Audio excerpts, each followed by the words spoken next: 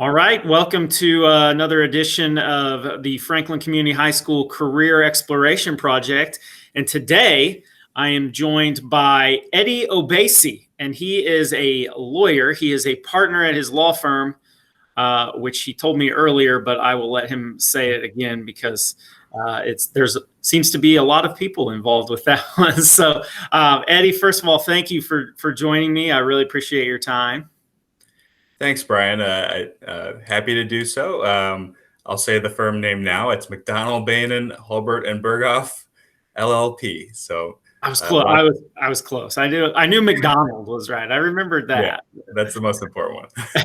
So I guess talk a little bit about your current role, what you do, and maybe how you got there, like some of the different roles you've had in the past. I know you've had several different interesting roles. Sure. I'm a partner now, but it doesn't change. Your responsibilities don't change too much as you progress up the chain at a law firm. But being a patent attorney, what we do is we work with inventors. Sometimes those are single inventors. Sometimes they are inventors at large corporations like Google or Apple. And we figure out what is really interesting about the projects that they're working on, and we put those to paper.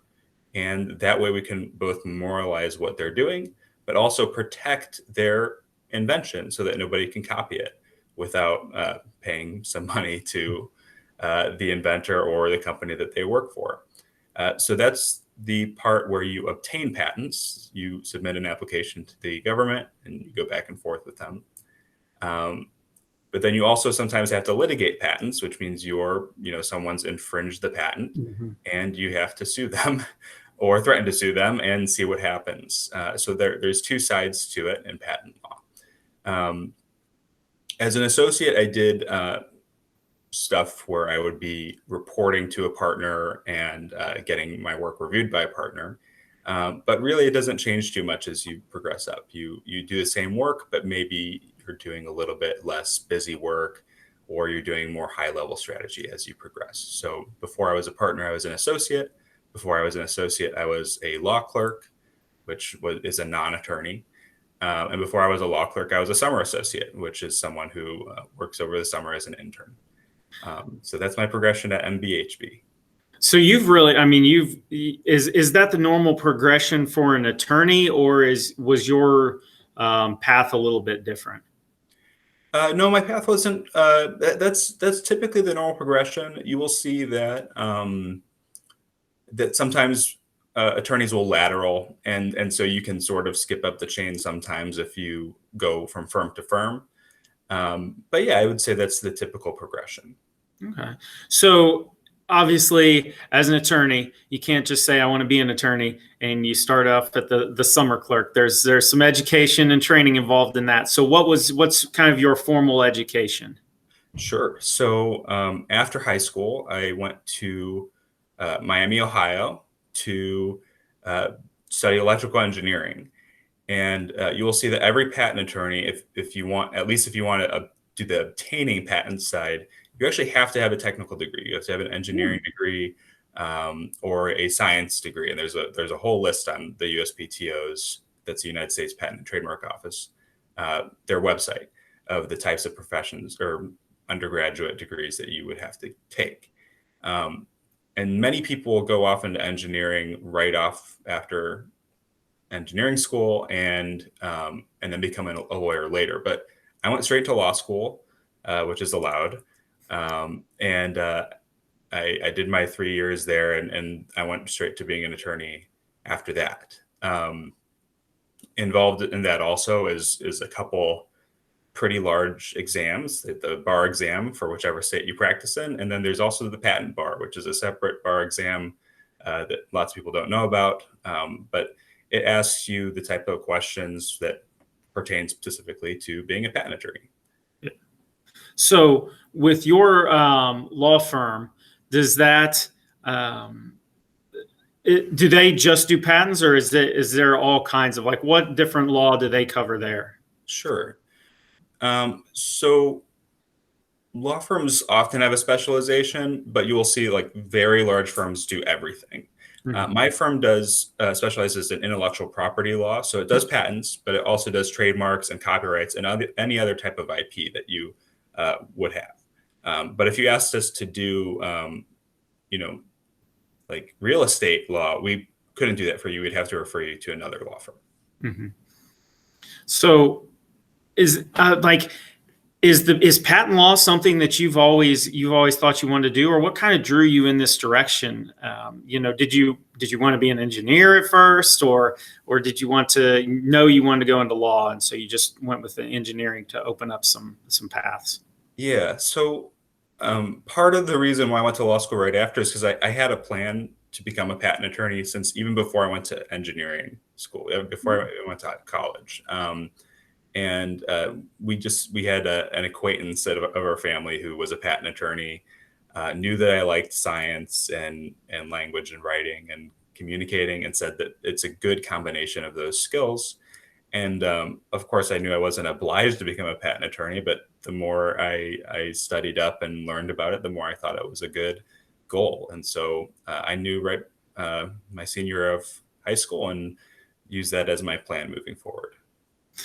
How have you seen like the technical background kind of help you and give you an advantage?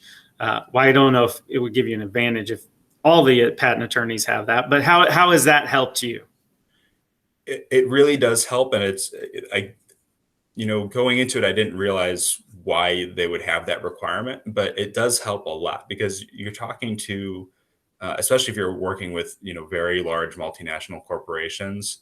The inventors who work there are just brilliant, and they're at the cutting edge. So if you can't speak the same language of them as them, at least there's no chance of you being able to put pen to paper and Mm. memorializing what it is that they have invented.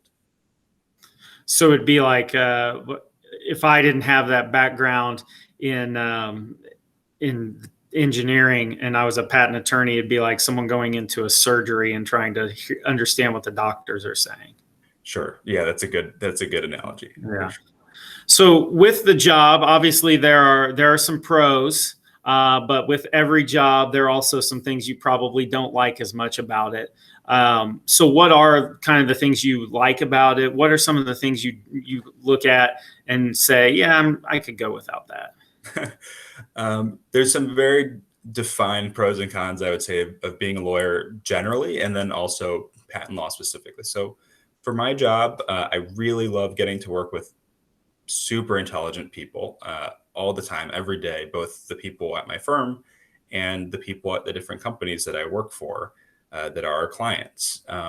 So that's a huge pro. You learn a lot doing this job, and you end up knowing things about all types of technologies that you never would have imagined. So that's an exciting and great part of my job. Another really good part of being a patent attorney is you get good pay, you get good benefits, you have job security because it's a very specialized part of law. Um, and also, being a lawyer is pretty exciting. Sometimes you get to be involved in some really interesting and important work, and that's something that I really value. Some of the cons are, and this is typical of lawyers. I'd say it doesn't change too much for being a patent attorney. Is um, you are kind of on call all the time. So sometimes you'll have clients in Europe that want to speak, in the early afternoon their time. So you're waking up at 4 a.m. to get ready for a meeting. Sometimes you're on vacation and you're having to end lunch early so that you can hop on a call or hop on your computer. And even during our honeymoon, I was doing, I was very limited because I didn't want my wife to get mad at me, but I was doing work here and there. So you're never really off when you're an attorney, and that's true of being a patent attorney also. So that's one con. If you get your work done early, or if you can get your work done early, you can sometimes take some time away. Um, the Another con is, and this isn't so bad really, but um, sometimes you're kind of stuck in a particular area in patent law. So For example, if I wanted to work for one of those multinational companies that I was talking about, I would probably have to move out to the West Coast. There's not too much flexibility, and that's where all those companies are. Yeah. It's not a huge con because it's something that's actually probably true if you were an engineer and you wanted to work for one of those companies. But it is something that is true where you kind of have to follow where the tech is in some instances. So where do you live? Yeah, that's a good point to highlight. So at my law firm, I work in Chicago. So if I wanted to work at a law firm, and I do, and I'm happy here, you can work pretty much anywhere in the country. But if you wanted to work in-house, is what we call working for the company themselves, you kind of have to, choose East Coast or West Coast if you're in tech, or if you're in pharma, you have to choose one of those cities where the big pharmaceutical companies are, for example. Okay. So I don't know if you can answer this or not, but or don't you love it when people start with that? Has there ever been a patent that came to you and has made you be like, why in the world did I not think of this? Like, this seems so simple and logical. And then has there ever been a patent that you've gotten where you're like, this is absolutely ridiculous. I can't even, like, with a clear conscience do this, not because it's bad or anything, just because you're like, this is so ridiculous. I can, and the reason why is both instances are not patents that I've worked on, and they're not even for our clients. But we have patent law is always in flux, and so sometimes patents get allowed that are super broad. They cover some like really fundamental things, and so that one that I looked at that I was like, why didn't I think of that, was in the late 90s. So I guess I would have been a kid, and maybe that's that. It doesn't apply, but no, it counts. We'll count it. But it was basically just for advertisements on the internet, and I was just thinking, like, man, so anyone at that time, if they had just thought of this concept of putting adverts on the internet, and of course it's a little bit more complicated than just putting them on the internet. You have to how you do that. But if you had the background and you wanted to do it, you could have gotten a patent for something. Maybe I'm editorializing a bit here. It's not quite that broad, but basically the concept was putting adverts on the internet, was someone got a patent on that. And so are you serious? Yeah. And nowadays that patent would never have been allowed, first of all, and it would have been invalidated. But that's because the law has sort of adjusted to capture all those internet bubble patents that were just crazy broad, because everyone said, okay, do the thing that we used to do on TV or whatever, but do it on the internet, and they would get a patent for that. So is, like, does that person still have the patent? So is like, how? No, they don't. Patents expire after 20 years from the date that you file them. But still, yeah, but still, so someone had a valuable patent for quite a long time. And again, like I said, it's a bit broader than like I said. So right. Someone maybe could design around, but even so, to have something covering that concept, that's pretty wild. I've had some. There's actually these like BuzzFeed articles or lots of articles about like the stupidest patents that you've ever seen. The one that always makes me kind of chuckle is the baby cage patent.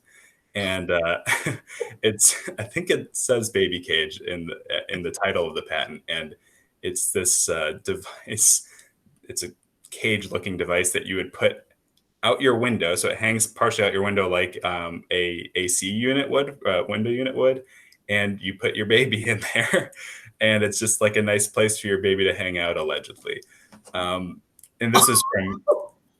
this is from, I don't know, like the 50s or the 60s or something like that. And people must have thought it was such a great idea. But then again, you never hear of baby cages nowadays. So I guess it did die out eventually. I had trouble putting my dog in a cage. I can't imagine putting my daughter in a cage. Just be like, she needs to go outside. She wants to go outside and play, but I don't really want to go outside. So I'll just put her in this cage and stick it out my window. It's nice and airy out there, but there's a whole host of potential issues that I can envision. It's like you said, you don't hear of baby cages anymore. Yeah. So as an attorney, it takes a certain mindset, it takes a certain skill. What would that mindset be, and what would those skills be for someone to be successful? And maybe conversely, like what would someone who would someone not be, or who how would someone not be successful in law, like their personality or anything? Yeah, so I think that lawyers have sort of an analytical mindset. We can be a little bit persnickety about details sometimes, and lots of lawyers I know very much like to argue. I'm sort of in the middle there. I sometimes like to argue, sometimes hate it. But those are some of the personality traits I would say. Very analytically minded, and then also at least being willing to argue about fine details and being willing to pay attention to those details.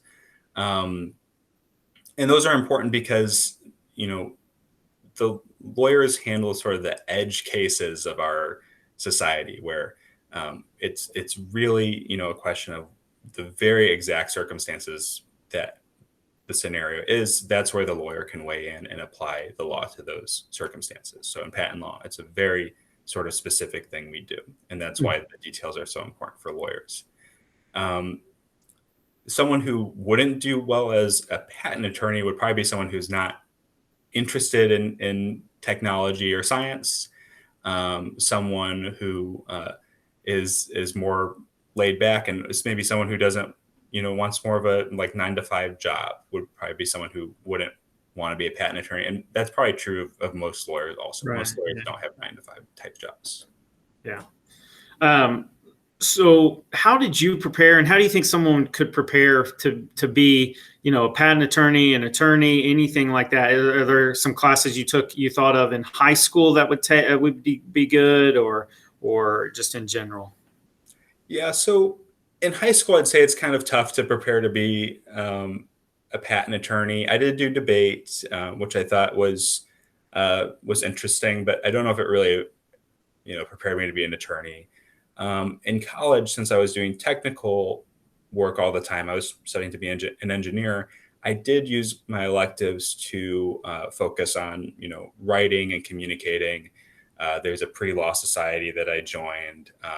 And some schools might have pre-law classes that you can take. Miami didn't when I was there, but they might have it now. And so I think all of those would be, good options while you're in college to consider. If you're interested in something other than patent law, and you don't have to, be burdened with all types of science courses, you really could consider taking a ton of humanities, philosophy courses, courses that intensively require you to write. And I would also note that part of my prep was I worked at the Writing Center as a tutor. And I think that most larger colleges have that as an option, and I would recommend that. That was a really good experience and prepared me for technical writing. So we have a class. It's AP seminar, and then goes into AP research. So basically, they do a lot of research on it, like a specific topic, and it's kind of they write a paper about that. It's like the whole basically year is spent on this topic, researching, going deeper into it, interviewing people. Would that be something that would be good, just focusing on research? And yeah, I think that if that's what you're interested in now as a high school student, I think that that's a good venue for exploring that interest for sure. Again, I don't know if it would like translate all the way up through, high school and law school and then becoming an attorney, but right. It is a good way, I think, to vet your interest. Maybe you'd find something in your research that makes you want to do something else. Yeah. Actually, good call. I never thought of that. I never thought of that. That's another way to sell a class. So the teacher will appreciate that. So last question here. Just some general advice for high school students. Think about back to when you were in high school and something maybe you wish someone would have told you, or just anything maybe you would have known. Yeah, I think So one thing that I know was less true when I was in high school was, grades matter a lot now. So get good grades. That's probably, I'm sure everyone's heard that one already. But I think the big one is have a plan. When you're graduating and you're going to undergrad, I think it's easy to just think about undergrad, but you should think about the types of jobs that you would be getting afterwards, and decide what you, if you don't have to commit to it. I Right. didn't commit to being a patent attorney, but I did commit to the path, and I figured out what the path would be before I even started, and it worked out for me. So I think having a plan and deciding before you even start college what you want to use that degree to get, first. I think that's very important. Yeah, it's always, yeah, the plan is key. The plan may not be what you end up doing, but at least you've got to start there and you can kind of see different things. So, Eddie, I appreciate your time. Thank you so much for joining me on this early morning for you, especially in Chicago. So I really appreciate it. Yeah, thanks, Brian. It was great and nice to meet you. Yeah, nice to meet you. Once again, Eddie Obissi, a patent attorney in Chicago. Thank you very much. Thank you. Bye bye.